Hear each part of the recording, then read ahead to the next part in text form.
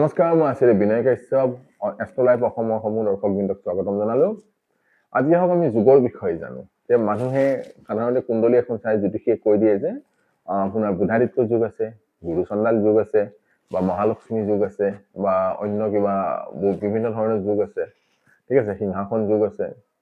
এই যুগবিলাক হয় কি? যুগবিলাক মনত ৰাখিব যে যেতিয়া কোনো গ্ৰহৰ কম্বিনেশ্যনছ থাকে, ঠিক আছে, যদি এটা ৰাশিত যদি কোনোবা দুটা গ্ৰহ বা তিনিটা গ্ৰহ বা চাৰিটা গ্ৰহৰ যদি জ্যোতি থাকে, তেনেহলে তাৰ পৰা কিছুমান যুগৰ নিৰ্মাণ হয়। আৰু সেই যুগবিলাক হয়তো ভালৰ কাৰণেও হ'ব পাৰে বা বেয়াৰ কাৰণেও হ'ব পাৰে। যদি ভালৰ কাৰণে হয়, সেই যুগটো ফলিত হৈছে নে নাই কেনেকৈ গম পাব? আৰু যদি বেয়াৰ কাৰণে হয়, তেনেহলে তো জানা অত্যন্ত দৰকাৰ যে যুগটো ফলিত হৈছে নে নাই। চাওক, যেতিয়া কোনো এটা যুগ আমি নিৰ্ধাৰণ কৰিম, সাপোজ ইয়াতে আমি 20 যুগৰ কথা কৈছো।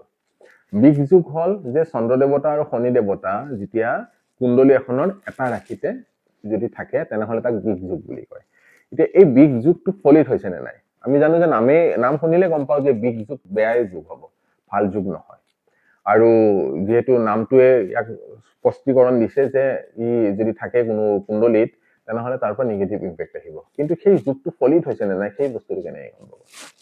মনত ৰাখিব যে যুগ কেতিয়া ফলিত হয়, যে যেতিয়া যদি দুটা গ্ৰহৰ মাজত যদি এটা নিগেটিভ যুগ বা পজিটিভ যুগ যদি বনাইছে, সেইটো যদি গ্ৰহটোৰ লগত যদি চেম ডিগ্ৰীত থাকে।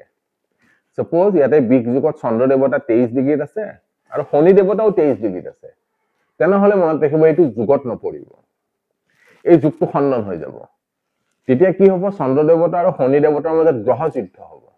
গ্ৰহ যুদ্ধ মানে হল কি যে তেওঁলোকৰ প্লেনেটাৰী ৱাৰ হ'ব, আৰু সেই প্লেনেটাৰী ৱাৰে এই যুগটোক নালিফাই কৰি দিব, আৰু সেইটো যুগত নপৰিব। আৰু যুগ হ'ব হলে এটলিষ্ট এটা চৰণ, আমি আগতেও কৈছো যে এটা নক্ষত্ৰ 4টা চৰণ থাকে, এটলিষ্ট এটা চৰণ মানে 3 ডিগ্ৰী 20 মিনিট সেই পাৰ্টিকুলাৰ যিকোনো গ্ৰহ দুটাৰ ডিষ্টেঞ্চ হ'বই লাগিব, তেতিয়াহে সি যুগত পৰিব। আৰু সেই যুগটো যদি ভালৰ কাৰণে হয়তো ভাল ৰিজাল্ট পাব, বেয়াৰ কাৰণে হলে বেয়া ৰিজাল্ট পাব। কিন্তু সেই গ্ৰহ দুটা যদি একেবাৰে 1 ডিগ্ৰীত থাকে, বা তেওঁলোকৰ ডিগ্ৰী ডিফাৰেন্স যদি 0 হয়, একোৱে নাথাকে, একে সেম ডিগ্ৰীত যদি থাকে, বা 1 ডিগ্ৰী ডিফাৰেন্স থাকে বা 2 ডিগ্ৰী ডিফাৰেন্স থাকে, তেনেহলে সি কোনোদিনা যুগত নপৰিব। আৰু তাৰ পৰা সেই যিটো ভাল যুগ, যাক আমি কওঁ সাপোজ মহালক্ষ্মী যুগে হওক বা হেৰি বুধাদিত্য যুগে হওক, সেই যুগবিলাক ফলিত নহব আৰু সেই যুগত নপৰিব। যুগ পৰিব হলে সদায় মনত ৰাখিব এটা চৰণৰ ডিফাৰেন্স থাকিবই লাগিব, মানে এটলিষ্ট 3 ডিগ্ৰী 20 মিনিটৰ ডিফাৰেন্স থাকিবই লাগিব, তেতিয়াহে যুগত পৰিব। আৰু মনত ৰাখিব যে যুগ থাকিলে সব যুগে ভাল নহয় বা সব যুগে বেয়া নহয়। কিছুমান যুগে হয়তো আপোনাক খুব ভাল প্ৰভাৱ দিব, আৰু কিছুমান যুগে হয়তো আপোনাক বহুত অশুভ প্ৰভাৱ দিব। আৰু সেই শুভ অশুভ প্ৰভাৱবিলাক ভাল জ্যোতিষীৰ হাতৰ পৰামৰ্শ লয়, জ্যোতিষীৰ পৰামৰ্শ লয়, সেইবিলাক যদি ভাল যুগ হয়, তাৰ পৰা আৰু কেনেকৈ ভাল ৰিজাল্ট পাব পাৰি সেইটো বিষয়ে জানি ল'ব।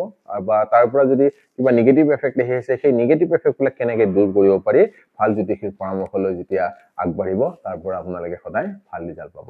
আশা কৰি এই যুগৰ যিটো কনচেপ্ট আছে, বহুত অলপমান সেনচিটিভ হয়, কিন্তু জানা বহুত দৰকাৰ। কাৰণ কুণ্ডলী এখনত এনেকুৱা গ্ৰহৰ যুগ থাকে, আৰু সেই যুগটো ফলিত হৈছে নে নাই, যেতিয়ালৈকে আমি ডিগ্ৰী নাচাওঁ, যেতিয়ালৈকে সেই গ্ৰহটোৰ ভোগাংশ আমি যদি নাচাওঁ, তেতিয়ালৈকে আমি ক'ব নোৱাৰিম যে সেই যুগটো ফলিত কুণ্ডলীখনত হৈছে নে নাই।